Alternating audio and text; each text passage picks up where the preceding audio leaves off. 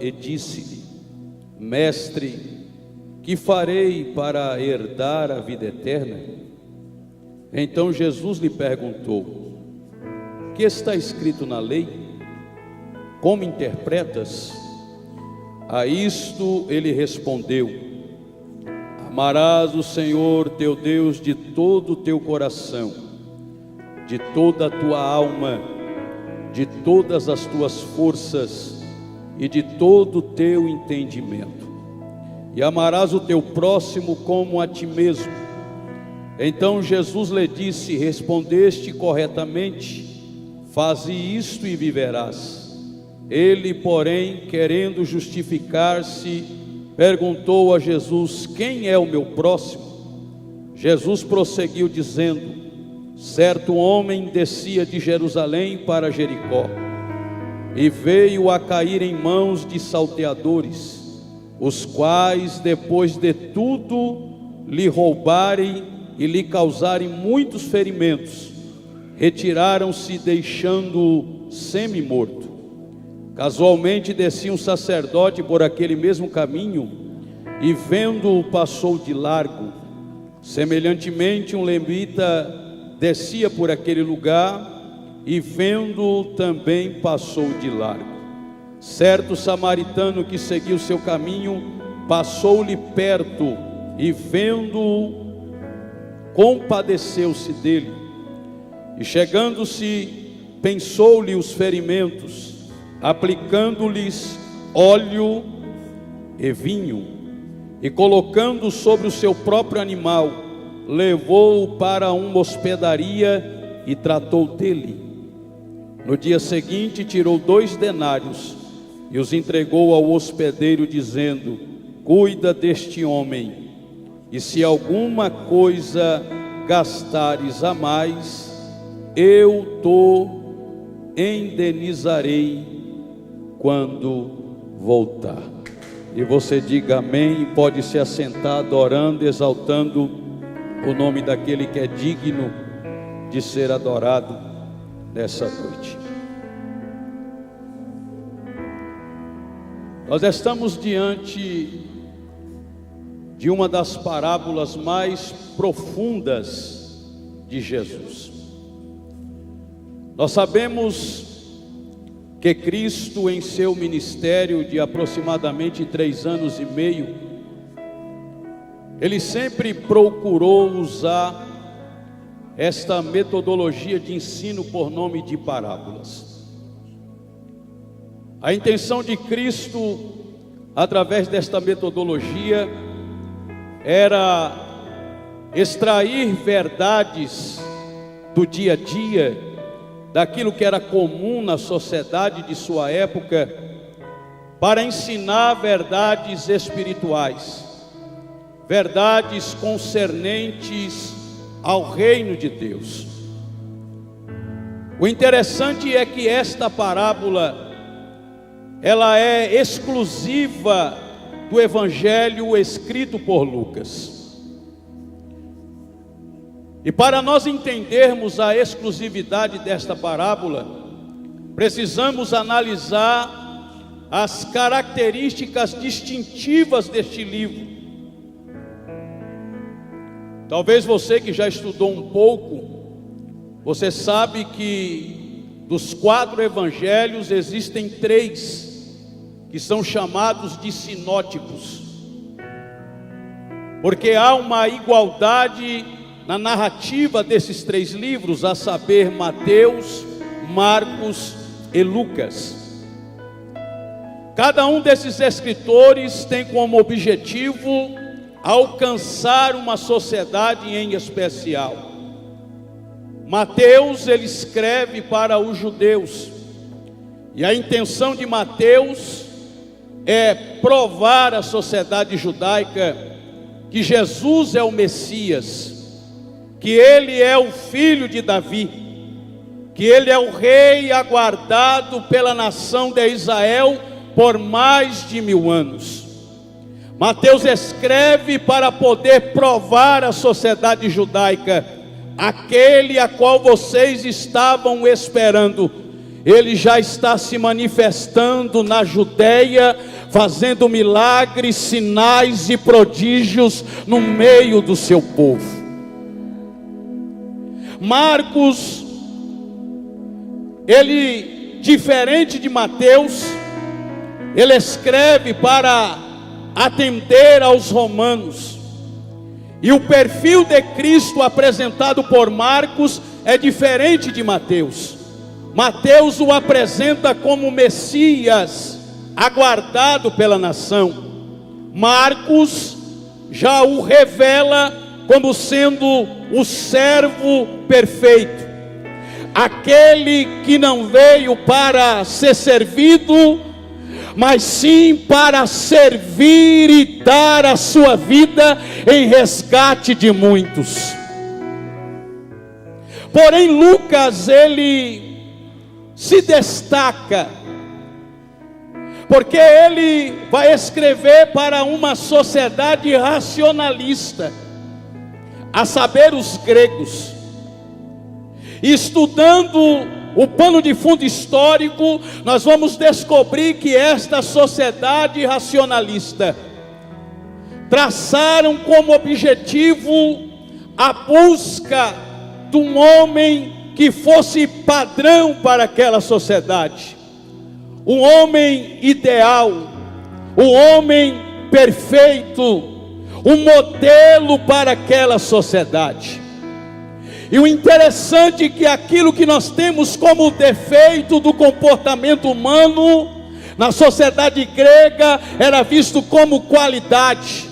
E este homem perfeito, este homem ideal, este padrão para a sociedade grega, teria como característica a vaidade e o orgulho. Os anos se passaram e os gregos, mesmo traçando tais características que entendemos como defeito do comportamento humano, eles não conseguiram encontrar o homem perfeito. Eles não acharam um homem ideal. E este é o motivo de Lucas escrever o Evangelho, porque a sua maior intenção era apresentar a sociedade grega dizendo: o homem perfeito que vocês não encontraram, eu estou aqui para apresentar a vocês. Eu achei um homem perfeito, eu achei um homem ideal. Porém, este homem que eu quero apresentar para vocês, ele não tem como característica a vaidade e nem muito menos o orgulho, porque o homem perfeito que eu encontrei, a característica maior dele é ser amigo dos necessitados. E nesta noite eu vim aqui declarar a você e ao seu coração que você tem alguém que pode ser chamado de amigo, porque ele quer estreitar um relacionamento contigo, para te dizer: nas tuas aflições, eu sempre estarei disposto a estender a mão e trazer cura para o teu interior. Olha para esta pessoa que está do seu lado e você vai profetizar para ela. Diga para ela assim: não se desespere. Diga, porque você tem alguém que pode ser chamado de amigo, e ele não é um amigo qualquer, ele é amigo dos necessitados. Se você entrou aqui nesta noite com alguma necessidade em alguma área na sua vida, eu quero te apresentar esta verdade: aquele que é o amigo dos necessitados, não há problema que ele não resolva, não há situação que ele não corrija, não há processo que ele não te ajude. Eu estou profetizando e talvez tenha alguém que não está entendendo. Eu estou lhe dizendo: o amigo dos necessitados está presente aqui nesta reunião, e ele tem resposta para a tua situação nesta noite.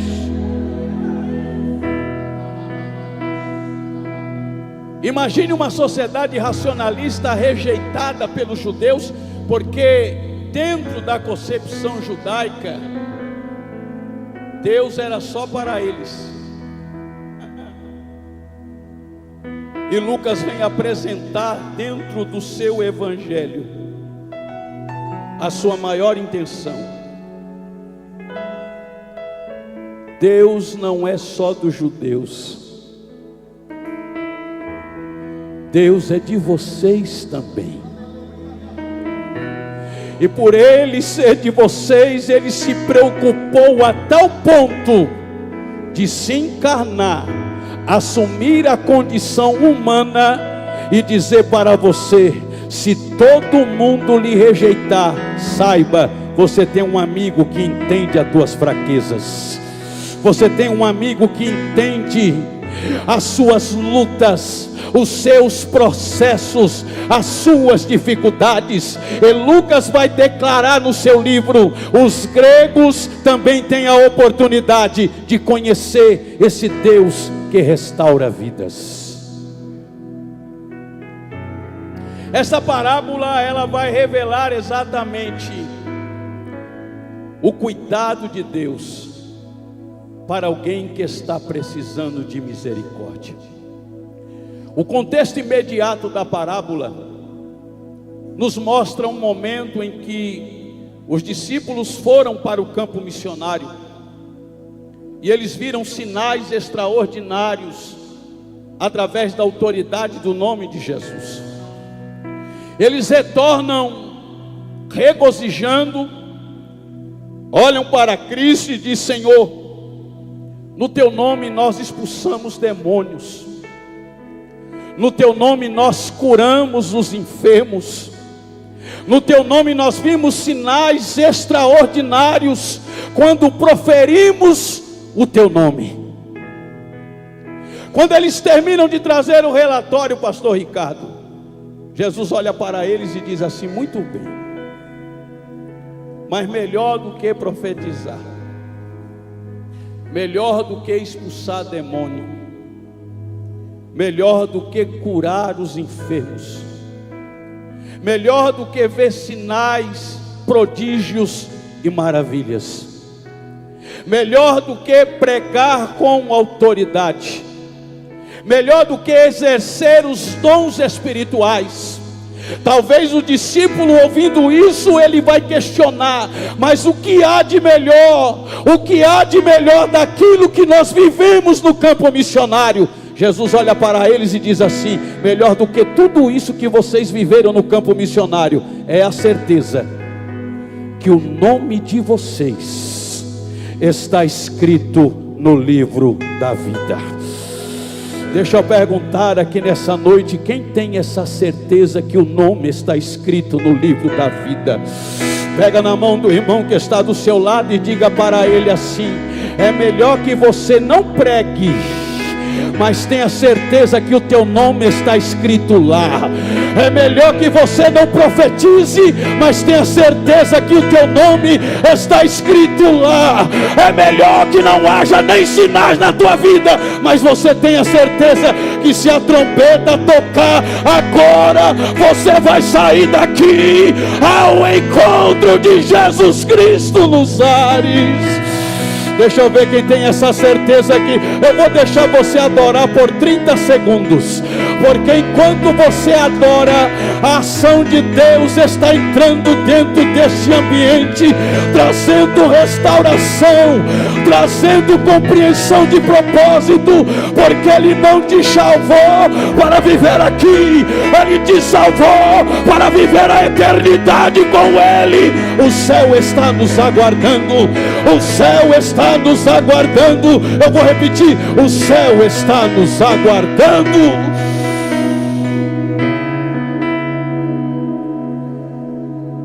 Quando Jesus traz a resposta para os discípulos, pastor Ricardo, tem alguém observando o diálogo.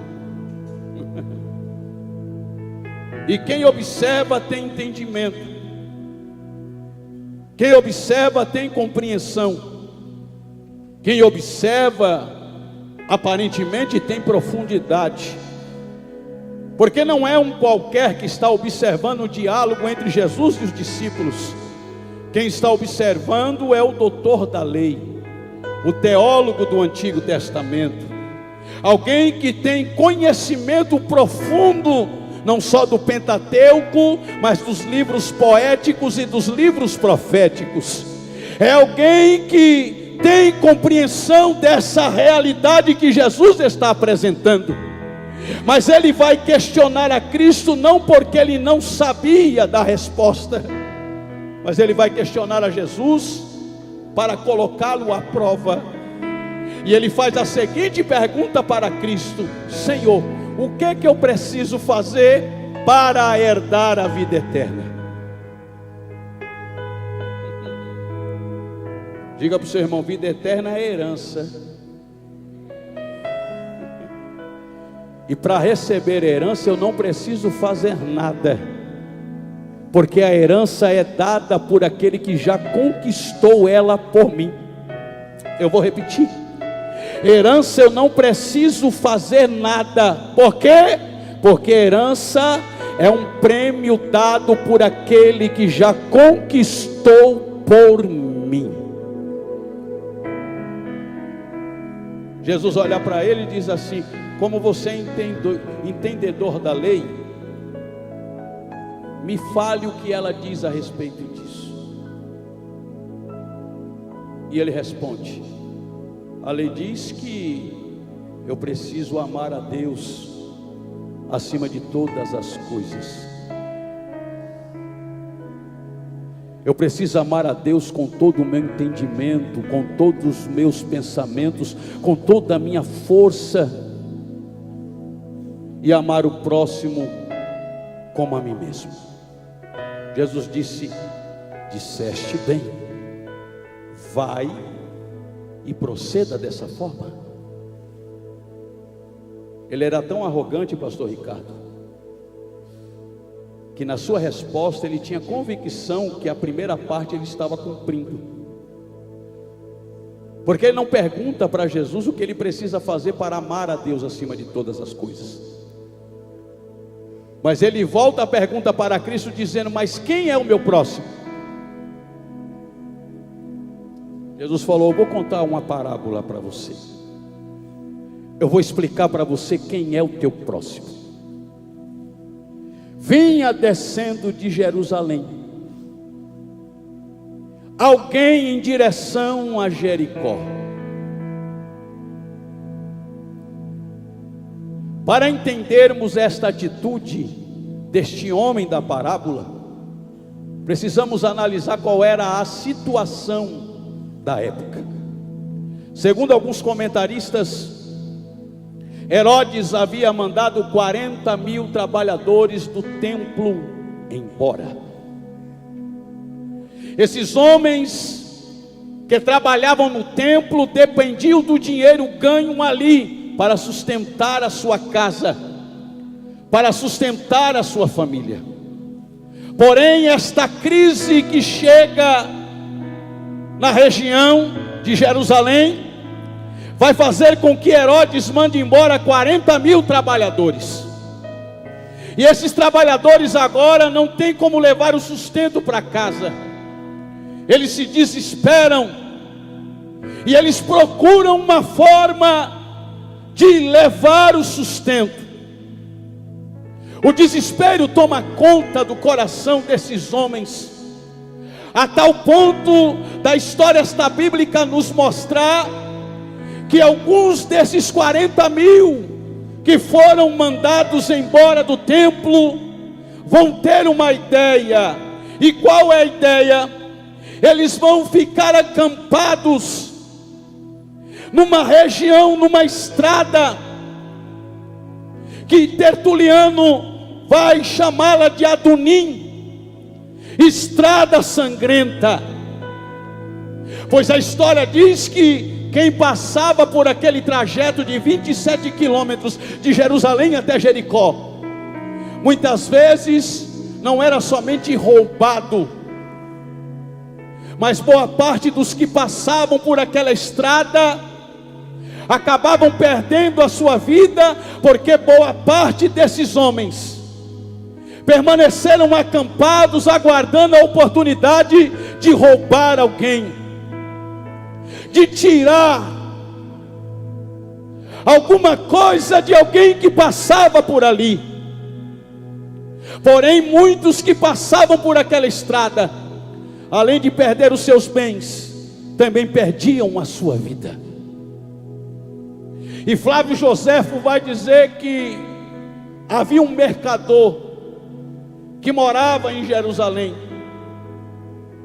E este mercador, desesperado porque a crise havia se instalado em Jerusalém, e se ele permanecesse ali, tanto ele como toda a sua família iria passar fome, iria passar necessidades.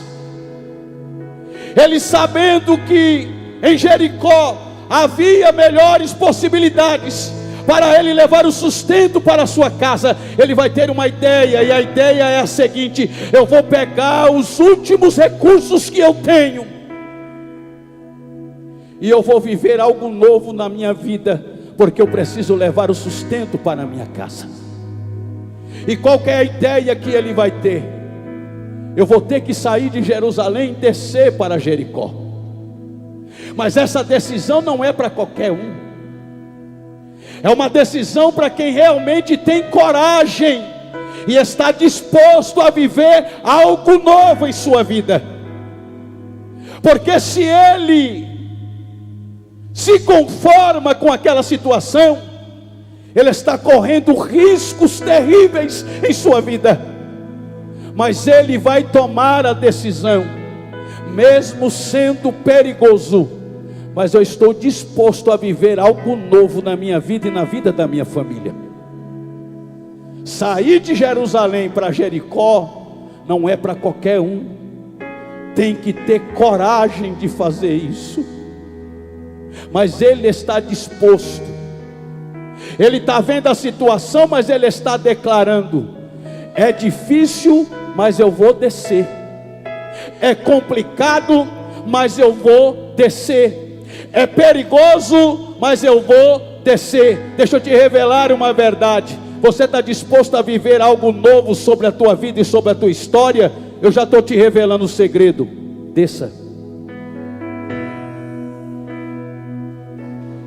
Você quer viver projetos extraordinários na sua vida? Você quer mudar a situação que você está vivendo nesse cenário de crise? Descer não é para covarde. Descer é para quem tem certeza que mesmo correndo risco, está disposto a viver projeto novo em sua vida. E nesta noite Deus me trouxe aqui para profetizar esta verdade sobre a tua vida. Pode até correr risco, mas o risco não vai determinar o plano de Deus sobre a tua história. Porque se você se posicionar nesta noite declarando: o risco pode vir, mas eu vou descer para viver projeto novo, eu vou descer para viver história nova, eu vou descer para viver projeto novo sobre a minha vida. Quem pode levantar a mão para adorar a Ele? Declare nesta noite: eu sei dos riscos, mas eu vou descer porque eu quero viver algo novo. Deixa eu perguntar quem quer viver algo novo aqui na vida. Deixa eu perguntar quem quer viver algo novo aqui em sua vida. O risco é grande, mas não é maior do que o projeto que Deus estabeleceu para você. Eu estou sentindo uma presença de Deus aqui dentro da casa. Eu sei que tem pessoas aqui que estão vivendo uma situação complicada no cenário da tua vida, mas nesta noite a ordem do céu ao teu coração é esta: quer viver algo novo? Desce. Quer viver projeto novo? Desce. Quer viver coisas extraordinárias? Desce. Talvez você vai até dizer: mas se eu descer e correr risco, se o risco surgir na hora da descida, fique tranquilo, porque haverá surpresas no meio do caminho. Haverá surpresas no meio do caminho. Haverá surpresas no meio do caminho. Eu estou profetizando para alguém aqui. Elamandocala Xandarai, que tomou a decisão sabendo dos riscos, porque você não tinha uma outra escapatória. Ou você tomava a decisão de correr o risco, ou a situação ia ficar pior. Só que na tua decisão de descer, parece que as coisas começaram a piorar. Parece que as coisas começaram a ficar mais complicadas, a ficar mais difíceis. Mas eu tenho uma palavra do céu ao teu coração: na tua decisão de descer, a honra vai chegar sobre a tua cabeça. Eu imagino ele preparando a mala, pastor Ricardo, e os grandes tesouros agrícolas era o que eles tinham. A maioria dos vendedores nesta época levava o sustento para casa vendendo vinho, vendendo mel. Eu imagino ele pegando os últimos recursos, colocando na mala e dizendo: eu vou descer. Talvez alguém fale: mas você está correndo risco. O texto não diz, mas eu posso conjecturar. Ele olhando e dizendo: eu sei dos riscos, mas os riscos não podem impedir de eu viver o propósito. Os riscos não podem impedir de eu viver algo novo na minha vida. Bata na mão do teu irmão, diga para ele: você está disposto? Diga: eu sei que você tem coragem. Diga: mas se o risco surgir no caminho, diga para ele: descansa o coração, porque vai chegar socorro do alto, vai chegar socorro do céu, vai chegar socorro do alto. Eu sei que tem alguém entendendo essa mensagem aqui nesta noite. O risco pode surgir, mas a resposta virá do alto. Ele está descendo 27 quilômetros. Eu não sei quantos quilômetros durou o sonho dele. Vamos dizer que durou 12 quilômetros do sonho dele. Os homens que estavam acampados na estrada de Adelim, estrada sangrenta, o avista de longe e um olha para o outro e diz assim: está chegando alguém para a gente roubar. Quando ele se aproxima, o texto diz que esses homens se aproximam dele, tira o que ele tem, mas não satisfeitos em tirar só o que ele tem, começa a espancá-lo, pá, pá, e bate tanto nele, espanca tanto ele, que o texto diz que ele cai e fica semi-morto ou quase morto. Preste atenção no que eu vou lhe dizer. Nós estamos vivendo uma época em que o diabo não está mais preocupado em tirar ninguém do caminho. Ele quer deixar no caminho, mas sem identidade. Ele quer deixar no caminho, mas sem identidade. Ele quer deixar no caminho, mas roubar os recursos que nós temos como garantia que viveremos projeto novo sobre a nossa vida. Aquele moço fica caído, quase que morto, mas quem o espancou? A ideia não era deixá-lo respirando, a ideia era matá-lo. E eu imagino esses homens indo embora e o moço caído, levando os últimos recursos que ele trouxe para poder viver algo novo e levar o sustento para a sua casa. Mas ele está caído, e quem está indo embora, que o espancou, está dizendo: daqui a pouco ele morre. Só que quem está se distanciando porque espancou, não sabe que mesmo caído ainda está respirando. Ei, deixa eu te dizer algo. Alguém está dizendo: daqui a pouco ele morre, mas ele está respirando. E se está respirando, irmãos, ainda existe oportunidade. O texto diz que estava subindo de Jerusalém para Jericó o sacerdote. Ele passa de largo porque não pode ajudar o moço, Porque quem não conhece de perto não sabe que não está morto, mas ainda está respirando. Só que ele está vendo de longe, a lei não dará a ele o direito de se aproximar de morto. Ele vai tirar a conclusão precipitada e vai dizer: eu não posso me aproximar porque já morreu. Se já morreu, eu não posso me aproximar, porque se eu me aproximar, eu terei que ficar isolado da sociedade como impuro durante 7 dias. Então o sacerdote passa de largo e diz: eu tenho que ir embora, porque ali não há mais oportunidade, ali não há mais chance, ali está morto. O sacerdote representa na Bíblia a lei. A lei está passando e dizendo: pastor Ricardo, eu não posso fazer nada por ele, eu não posso fazer nada por ela. A lei só poderia nos apontar, a lei só poderia nos julgar. A lei não tem como estender a mão e levantar quem está caído. A única função da lei é cobrar o homem, dizer para ele: ou você obedece ou você morre, ou você obedece ou você está excluído. E ele está passando e dizendo: eu não posso te ajudar. O sacerdote passa e de repente, vindo pelo mesmo caminho, o levita. Levita não é cantor. Levita é alguém que trabalhava no templo, que tinha funções para auxiliar o sacerdote. Apesar de um dos ofícios do levita ser cantor também, mas este não era o ofício do levita, ele era um trabalhador do templo. Ele está passando, mas ele também não se aproxima de quem está caído. O levita representa a religião. Passou a lei e não pôde fazer nada. A religião também passa e ela diz: eu não posso te ajudar.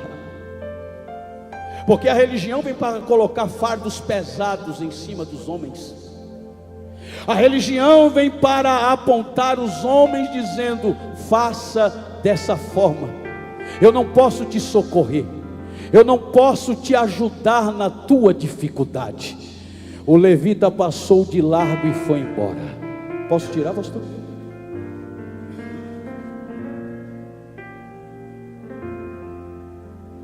O texto não fala se estava subindo ou se estava descendo, mas está chegando alguém.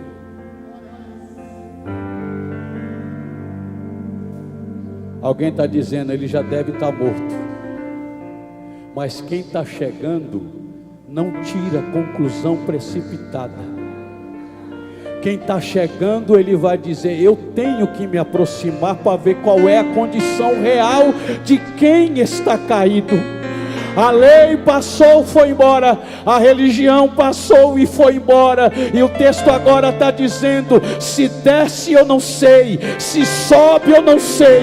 O que eu sei é que está chegando alguém que representa a única coisa que tem condições de se aproximar, avaliar e dizer: está caído, mas ainda há esperança. Está ferido, mas ainda há esperança. Está quebrado, mas ainda há esperança. E o texto diz que está vindo o bom samaritano, que representa a graça de Deus. Ele não fez como a lei, ele não fez como a religião. Ele se aproxima e ele diz: eu só posso declarar que não tem mais jeito se tiver morto. Mas quando ele se aproxima, ele percebe: ainda está respirando, ainda está respirando, ainda está respirando. E se está respirando ainda, há uma oportunidade de mudança.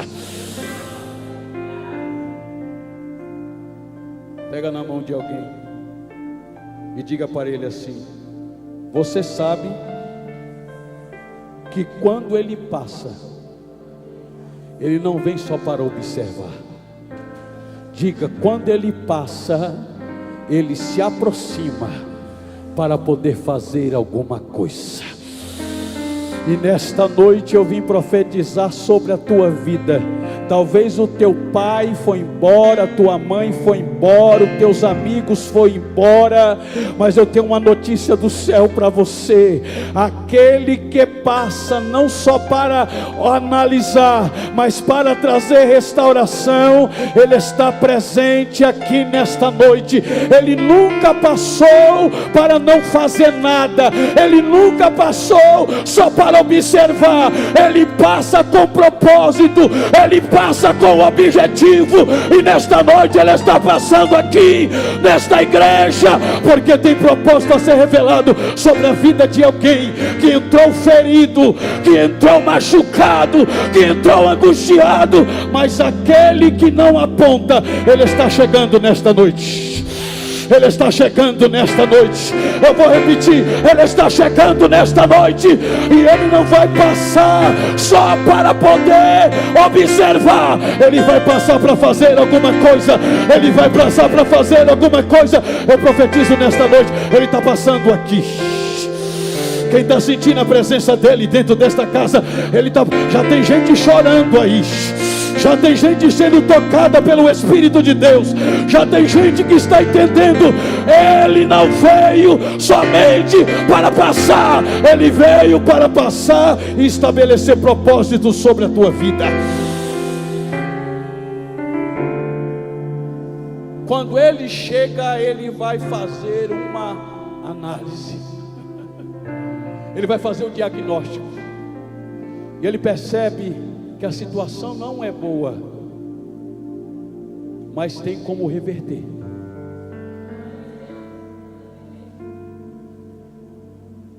O que eu acho interessante, pastor Ricardo, é que Ele vai apalpar as feridas de quem está caído.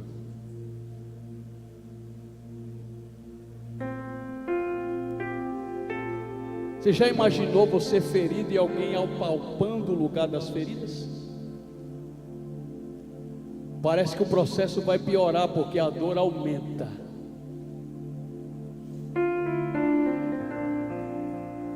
Quem aqui já quebrou alguma parte do corpo? Já? Quando você chega lá no médico, um especialista, chegou lá com o braço quebrado, o que ele faz? É aqui que está doendo. Aí você grita: ai, é aqui que está doendo. Ele diz: calma, eu preciso apalpar para fazer o diagnóstico, porque se eu não apalpar para fazer o diagnóstico, não tem como iniciar o processo de cura. Ah, você não entendeu. Está doendo, vai doer, mas eu vou fazer o diagnóstico. E depois do diagnóstico feito, se prepare, porque vai começar o processo de cura. Talvez você entrou aqui desesperado, dizendo: Senhor, eu pensei que as coisas iriam melhorar, mas está piorando, está ficando mais difícil, está ficando mais doloroso. Ei, Ele manda te dizer: aguenta um pouco, eu estou fazendo o diagnóstico, e se está doendo, é porque começou o processo de cura.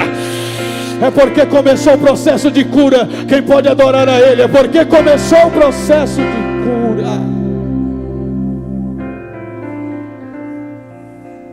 É difícil adorar a Deus quando estamos vivendo o processo de cura, porque não tem como nos isentar da dor na hora do processo da cura. Mas nesta noite, o Espírito de Deus está falando com alguém aqui. Quer vencer o processo da cura? Adore a Ele.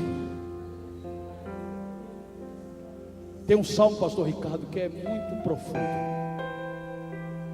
Quem escreveu esse salmo estava vivendo um processo de rejeição, de crise, de dor na alma. Os filhos de Coré.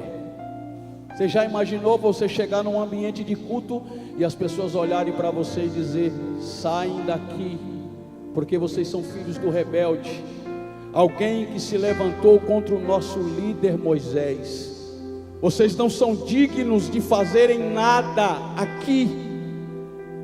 Eles viveram durante anos, porque pelo fato deles apoiarem a Moisés, eles receberam um lugar privilegiado para trabalhar no tabernáculo. Porém, ao chegarem, os que conheciam a história rejeitou a eles e disse: vocês não podem ficar aqui no altar trabalhando. No altar do holocausto não é lugar para vocês, porque vocês são filhos do rebelde. Se vocês quiserem fazer alguma coisa aqui, vá para trás da tenda. Eles tiveram que viver a dor no ambiente de adoração. Mas mesmo sendo rejeitados, eles disseram: nada irá nos impedir de oferecer o nosso culto a Deus. Não tinham o privilégio de serem vistos pelos homens, pelos ofertantes no altar do holocausto, mas todos os dias chegavam, iam para trás da tenda, no oculto aonde ninguém os viam, mas havia um Deus sentado no trono, que os anjos cantam de dia e de noite: santo, santo, santo é o Senhor dos exércitos, toda a terra está cheia da sua glória. Esse Deus tremendo os via atrás da tenda, adorando e glorificando o seu nome, mesmo vivendo a dor. E com essas experiências de rejeição no ambiente de adoração, eles foram inspirados a escrever um dos salmos mais lindos da Bíblia. Um dia um olha para o outro e diz assim: a gente já sabe o que vai acontecer, vão nos rejeitar, vão nos humilhar, vão nos jogar para trás da tenda, mas hoje nós vamos inaugurar um hino novo. Chegaram no tabernáculo e disseram para eles: vai para trás da tenda. Chegaram atrás da tenda, um olhou para o outro e disse: vamos cantar o hino? Vamos. Encheram o peito e começaram a cantar: Deus é o nosso refúgio e fortaleza, socorro bem presente na angústia, pelo que não temeremos, ainda que a terra se mude, ainda que os montes se transportem para o meio dos mares, ainda que as águas rujam e se perturbem, há um rio cujas correntes alegram a cidade de Deus, o santuário das moradas do Altíssimo. Deus está no meio dela, não será abalada. Deus ajudará ao romper da manhã. As nações se embraveceram, os reinos se moveram, Ele levantou a sua voz e a terra se derreteu. Pode nos humilhar, pode nos jogar para detrás da tenda, mas o Senhor dos exércitos está conosco. O Deus de Jacó é o nosso refúgio. Eles terminam de cantar a primeira estrofe, pastor Ricardo. Um olha para o outro e diz: vamos continuar cantando. E o outro diz: vamos continuar cantando. Vinde contemplai as obras do Senhor, que desolações tem feito na terra. Ele faz cessar a guerra até o fim da terra, quebra o arco, corta a lança e queima os carros no fogo. Agora preste atenção nesta verdade: se você tiver coragem no processo de dor, aonde a cura começar a ser realizada na tua vida, você tiver coragem para abrir a boca para adorar, deixa eu te dar uma notícia: sem resposta do céu você não fica. Porque quando eles terminam de salmodiar a Deus, eu imagino Deus olhando para o pastor Ricardo e dizendo: vocês cantaram para mim, agora quem vai falar com vocês sou eu. Fala, Senhor. Isso eu só falo quem entende o processo de cura. Aquietai-vos. Você já percebeu que no livro de Salmos Deus não fala? O único Salmos que Deus vai falar é no Salmos de número 46. Pode pegar os 150 Salmos, você não vai ver Deus abrir a boca para falar nada. Mas no Salmos 46, quando Deus encontra alguém corajoso a prestar adoração num cenário de crise, Ele não pode ficar quieto, Ele tem que abrir a boca para declarar, dizendo: aquietai-vos e sabei que eu sou Deus, serei exaltado entre as nações, serei exaltado sobre a terra. Eles declararam: o Senhor dos exércitos está conosco, o Deus de Jacó é o nosso refúgio. Quando começa o processo de cura, a primeira coisa que o samaritano vai fazer é colocar ataduras naquele moço. Pergunta para mim, pastor Luciano. Pergunta para mim, pastor Luciano, para que servem as ataduras? Diga para o seu irmão: para cobrir as feridas. Até então as feridas estavam expostas, e quem passava apontava e dizia: está caído, está fraco, está ferido. Mas quem está chegando nesta noite está dizendo: ninguém mais vai passar para poder apontar as tuas feridas, porque hoje eu tenho ataduras para você. Hoje eu cubro o lugar da tua dor. Eu te digo: só eu sei aonde está doendo, mas eu conheço o lugar da dor. Mas além de conhecer, eu tenho a cura para ela também. Ele coloca ataduras, e o texto diz que ele vai passar vinho. O vinho é um antisséptico. O vinho era utilizado para expurgar de dentro para fora a inflamação. Ele está derramando vinho no osso. Ele está derramando vinho nas feridas. Ele está dizendo: tudo aquilo que te machuca, eu arranco de dentro para fora, porque eu não quero que você carregue essas dores dentro de você. É por isso que eu estou trazendo vinho, para começar o processo de cura de dentro para fora. Ele derrama o azeite. O azeite era cicatrizante e servia para acelerar o processo de cura, para acelerar o processo de cicatrização. Mas agora preste atenção: mesmo ele deitando o vinho, mesmo ele deitando o azeite, o moço continuava caído. Recebeu o vinho, que representa alegria, recebeu o azeite, que representa unção, mas continuava caído. Ele aplicou o vinho, aplicou o azeite, mas ainda está. Ele olha para o moço caído e ele diz: eu vou descer no nível dele.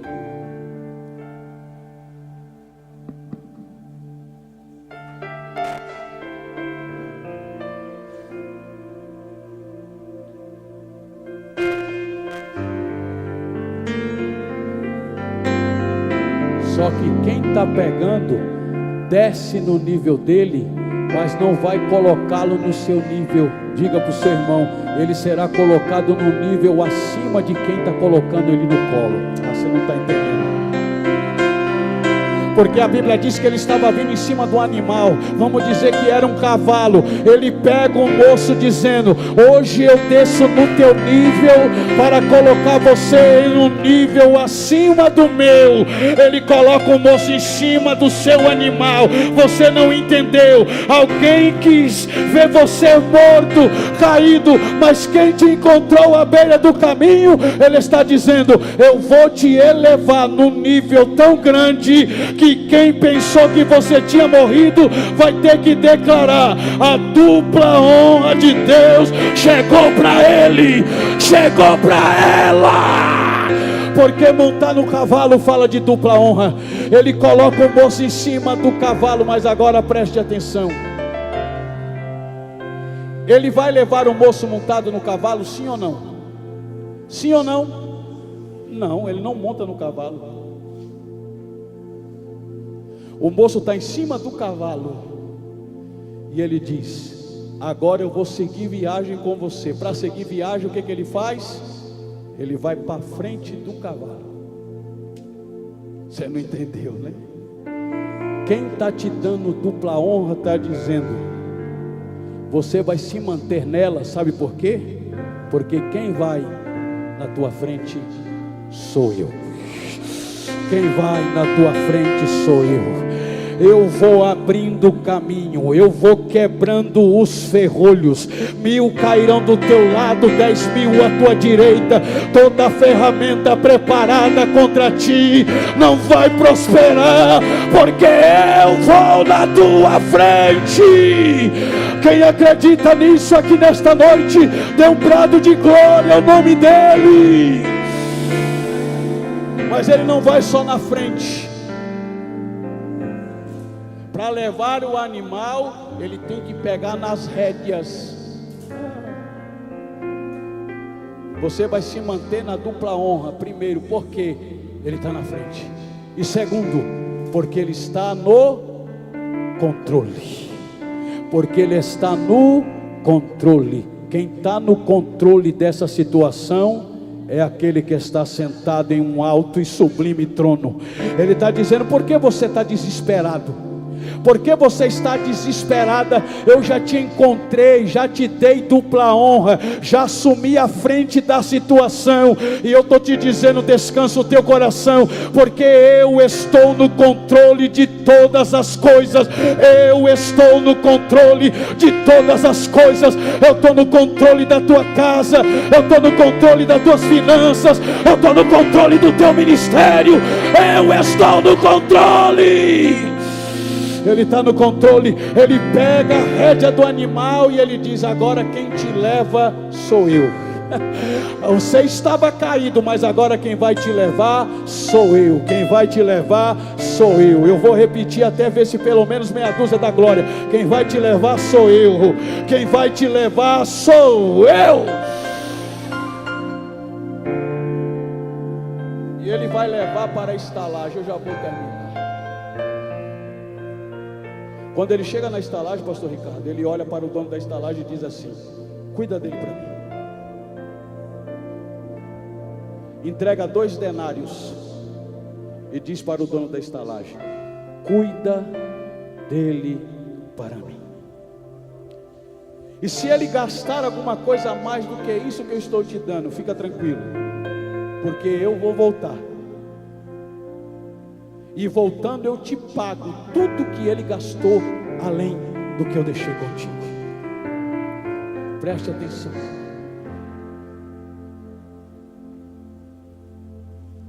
O ponto de encontro que ele deixou estabelecido chama-se hospedaria. O interessante, pastor Ricardo, que tem muita gente que chega na hospedaria todo machucado, todo quebrado. Mas depois que ele está um pouquinho melhor, ele quer abandonar o lugar que ele determinou que vai voltar. Você não pode se ausentar do lugar aonde ele estabeleceu que vai voltar, porque é na hospedaria que ele deixou o ferido, e é na hospedaria que ele vai encontrar o curado para poder viver eternamente com ele. Eu sei que muitas vezes na hospedaria você fica revoltado, você fica triste, você fica amargurado, você não gosta de algumas situações, mas ele está dizendo: o ponto de encontro que eu determinei é na hospedaria. Você não pode sair para outro lugar, porque eu falei com o dono da hospedaria: fique com ele, cuide dele, porque eu vou, mas eu volto. Eu vou, mas eu volto. Fica de pé. Eu vou, mas eu volto. Ele entregou 2 denários. Quantos denários? Quantos denários? Os denários têm várias representações. Nicolas, sobe aqui. Ele pode cantar, pastor? Tem muitas representações. Mas os 2 denários eram suficientes.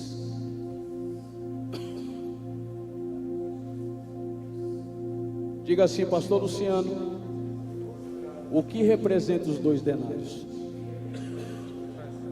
Nós estamos vivendo uma geração que tem trilhado 2 caminhos perigosos: inovação e modismo.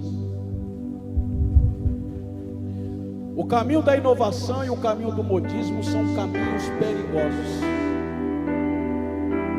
Porque aquele que deixou o ferido na hospedaria, ele já entregou o que é suficiente para cuidar dele.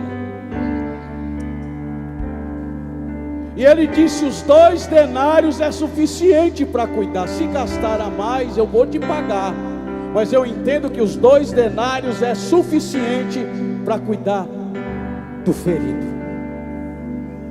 O caminho da inovação e do modismo não pode restaurar a vida de ninguém, porque o que é essencial ele já entregou para a igreja.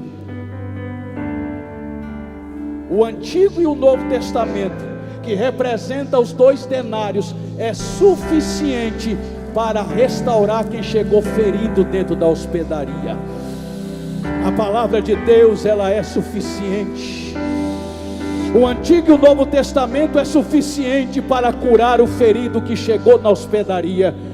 E eu vou te dizer um negócio: não abra mão da hospedaria, porque aqui é o lugar aonde ele estabeleceu: eu vou, mas eu volto, e eu vou me encontrar com quem tomou a decisão de permanecer dentro da hospedaria. 2 denários, pastor, o que isso representa? Ele morre na sexta, se ausenta no sábado, mas no domingo ele aparece e alguém está declarando: ele não está mais aqui, ele já ressuscitou. Levante a sua mão para adorar a ele. Talvez você se encontre na situação, caído à beira do caminho, cheio de feridas, mas eu tenho uma notícia ao teu coração: pode adorar. O amigo dos necessitados está presente dentro desta casa. Ele não vai passar só para te observar, mas hoje ele passa para poder mudar a situação da tua história e fazer você viver propósitos extraordinários sobre a tua vida, sobre a tua família, sobre o teu ministério, sobre os teus negócios. Enquanto Nicolas adora, você fecha os olhos e glorifica.